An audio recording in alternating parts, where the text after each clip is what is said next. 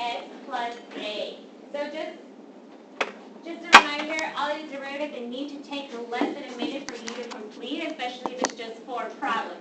Now let's go ahead and work on just 3 and 4. In 3 and 4, they are asking you to do an extension. They're asking you to figure out what is the x-coordinate for all the horizontal tangent lines. So remember, horizontal lines, left and right. If I have a horizontal tangent line, what is the slope of that tangent line? 0. So now that I know what the slope is, what am I going to do with this derivative to figure out the x values in which the slope is equal to 0? Just set it equal to 0 and we solve for x. So 0 equals 15x to the power of 4 minus 15x squared. Okay, I want to figure out my x values into which my slope becomes 0. What are some algebra things that I can start doing? Can I subtract? Can I add? Pull out an x squared, okay. I'm going to pull out an x squared. Now I have 15x squared minus 15. Is there anything else that I can do also? Pull out the 15 as well. They both have a 15 that I can take out. So I have 15x squared. I have x squared minus 1. Now what?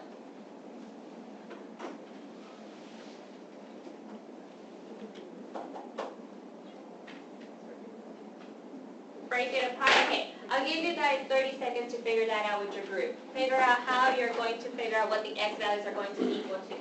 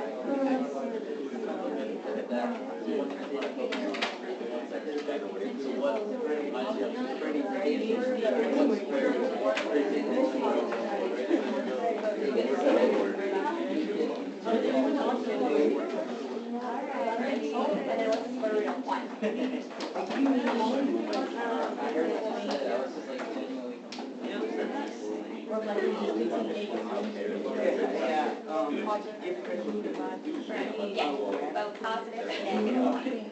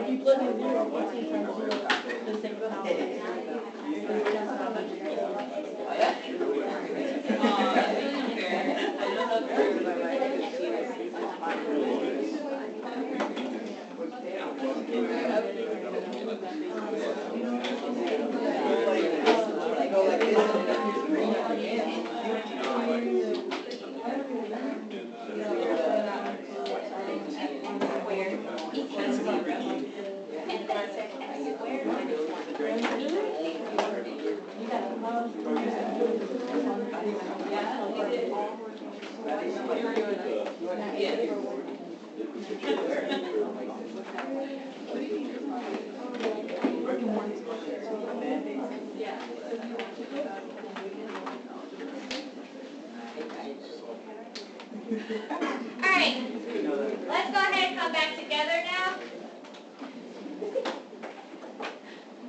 Okay, so I know that this is something that we're still struggling with, which I clearly saw whenever we're doing all this algebraic methods. But before I even let Angel finish his talk, he was telling me something that at this point he already went ahead and factored out as much as he could. So then what did you started to say that you could do at this point?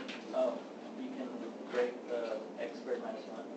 Yeah, how can you break down the x squared minus 1? break it down into x minus 1 and x plus 1. Perfect.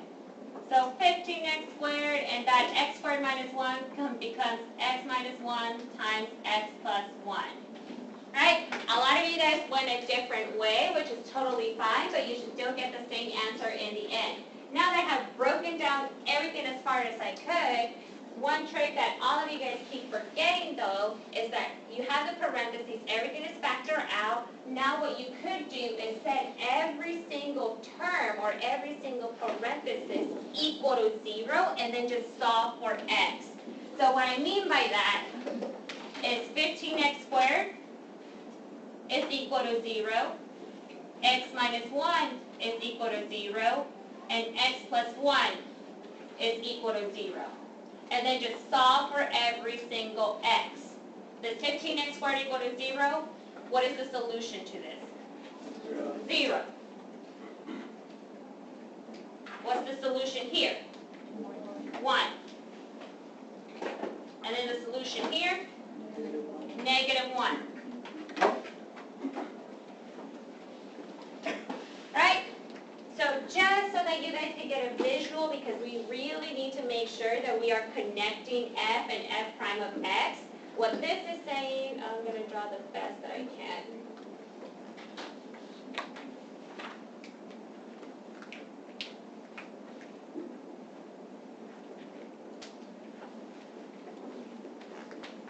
Pretend that this is the curve of f of x. What all of these points are saying is that if you were to draw a tangent line right at x equals negative 1, right at x equals 0, and right at x equals positive 1, that tangent line is going to be perfectly horizontal, which means that the slope is going to be exactly 0 at those specific points. Alright? Is it going to be 0 at every single x value? No. Clearly from the graph, what's the slope of this tangent line going to be? Negative. What is the slope of this tangent line going to be? Positive. Alright? This is something that we're going to talk about a lot come tomorrow. Speaking about tomorrow, for your homework, make sure to complete your problem set by tomorrow. Everything, that homework set that I gave you yesterday should be done in like 10 minutes, and so all you're doing is taking the derivative. And on top of that, if you could bring a different color pencil or pen, that would be great, so that you can see the two graphs that you guys are being compared. Also, make sure that you guys are completing your corrections, the Khan Academy assignments, the problem sets, and the quizzes. Everything that needs to be physically turned in, it needs to be done by Friday, because come Monday, when you come into this class, your first report card grade is going to be already submitted into the system. On top of that, if you're super curious about what is your exam score, I already went ahead and put that into the grade book, so all your Unit 1 exam scores are going to be in there, and then hopefully we're going to go super fast enough that I can give you back your exam so that you can see where you earned the points, where you lost the points, and what multiple choice questions you missed. I think I covered everything. Alright. Now we're going to go ahead and talk about what it means for a function to be differentiable. So, someone who with a beautiful voice who wants to go ahead and earn 3 props, can they read out the definition of what it means to be differentiable?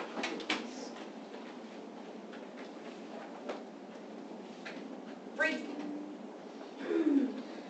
A function f of x is said to be differentiable at x equals a if the derivative exists at x equals a. Since the derivative involves limits, in order for a derivative to exist at x equals a, we need for the following figures. The test for differentiability becomes a test of limits. Think of having one-sided derivatives just like the one-sided limit. The derivative from the left and from the right has to be the same for the function to be differentiable at that point. Alright, thank you, Risa. So, based on this definition, this is telling us that derivative from the left needs to be exactly the same as the derivative from the right. So it's very much alike, like whenever we're talking about limits. So what I want you to do in the next 4 minutes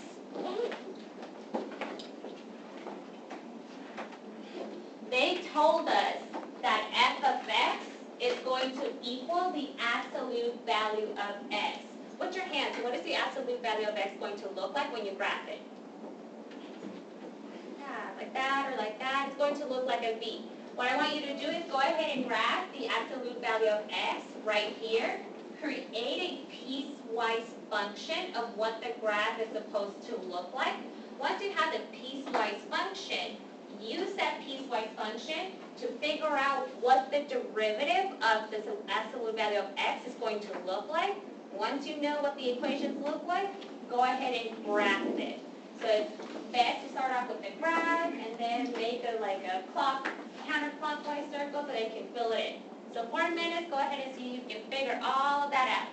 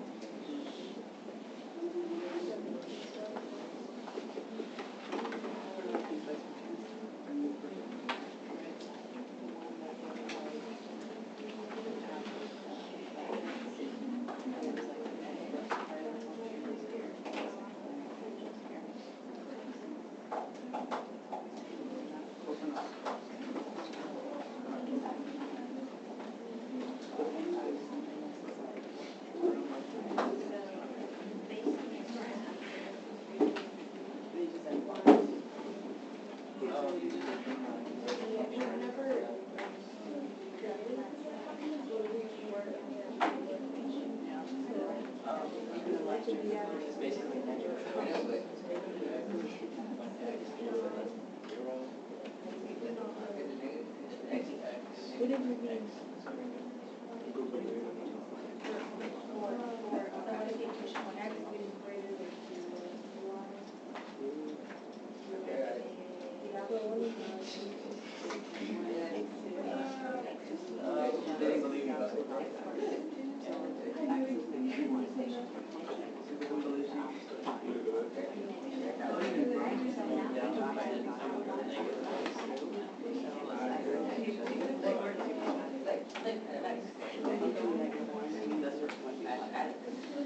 And when is it when Same with like function negative 2.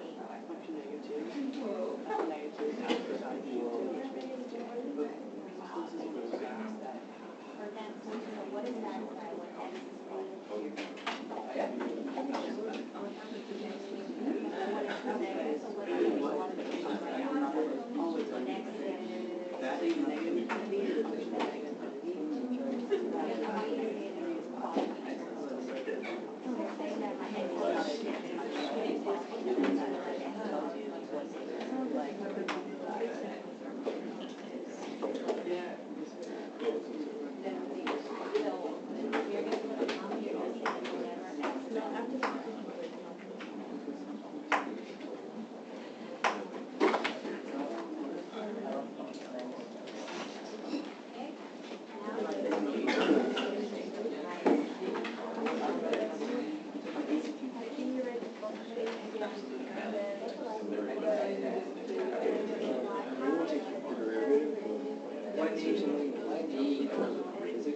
So tell me what the absolute value, the graph of the absolute value looks like.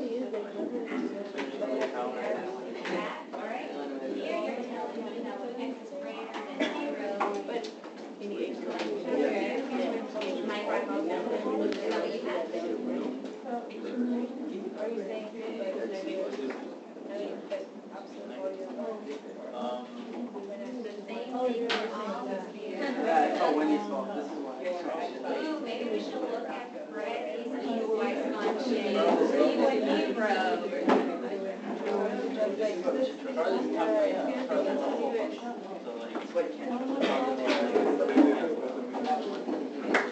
Almost there. It's all thinking about it, and then maybe someone will trusting yourself. Yes, can you explain to your team why it's like that?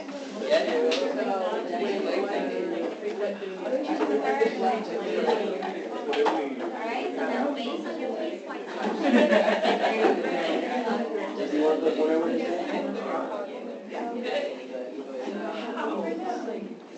Alright, great. So now that you know what the piecewise looks like, let's go ahead and figure out what the derivative of the function is going to have. Or it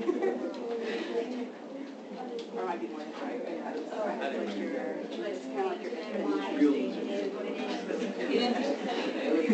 Come on, Fred. All right. So we know that that's the absolute value of x. That's how it's grabbed. Now let's break it down into different functions that describe classical values. And I told you, if you look at only one side. Whenever x is less than 0, what type of equation do you use for that one? Negative what? What's the equation?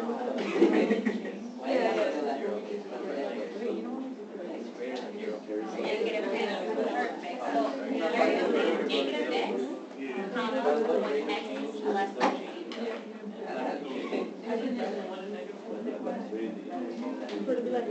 Alright then, now what about x is greater than 0? What's the equation for that side?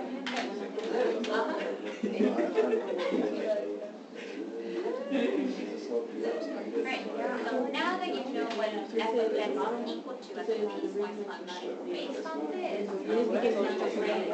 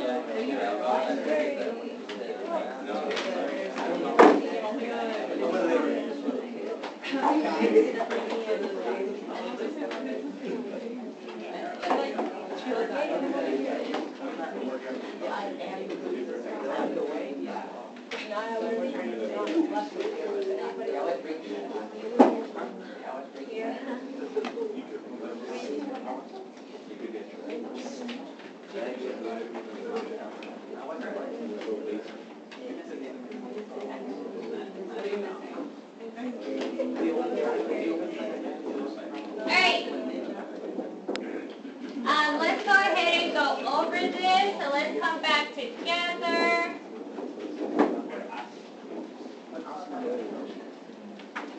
Alright.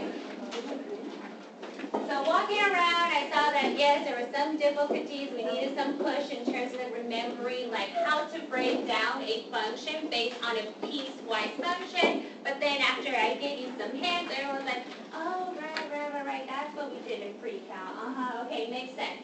So you go ahead and break it down from x is less than 0 and from x is greater than 0.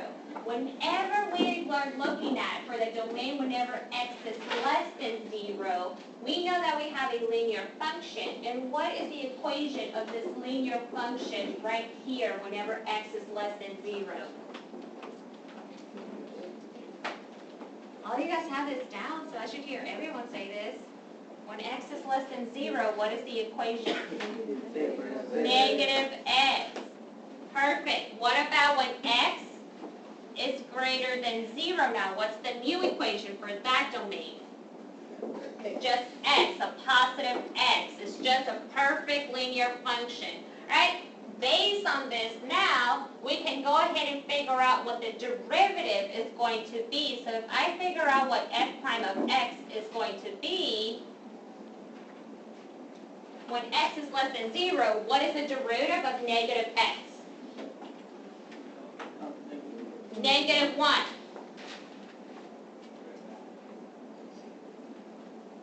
Right? When x greater than 0, not Jorge, what is the derivative? Just 1.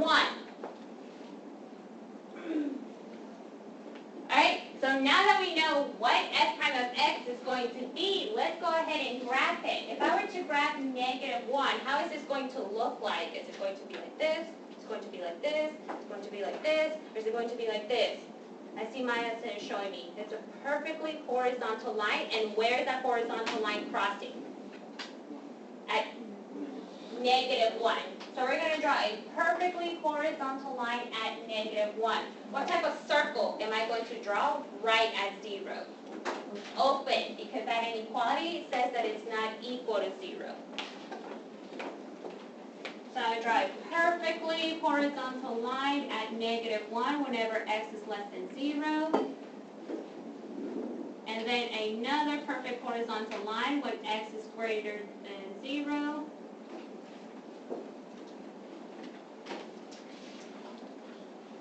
By these places, they can tell me what is the parent function of this graph. Square root of x over what? Absolute value of x over x. Perfect. Remember, this is one of your parent functions. Y equals the absolute value of x all over x. All right.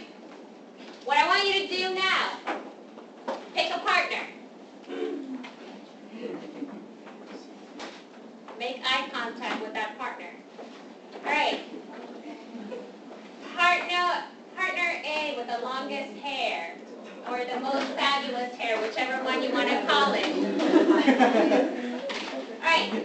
Partner A, you're going to discuss why you think f of x is continuous, or maybe you don't think it's continuous. All right. So partner A, discuss why you think f of x is a continuous function.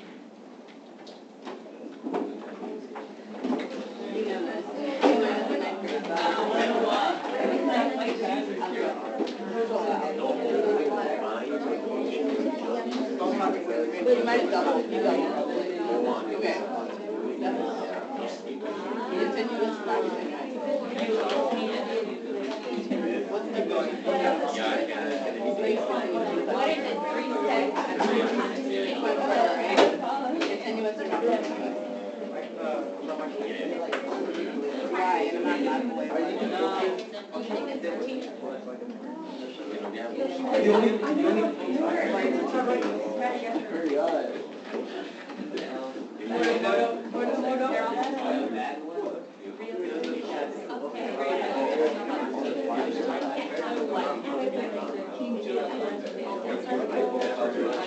Are there any points in this graph that the graph or is it all points that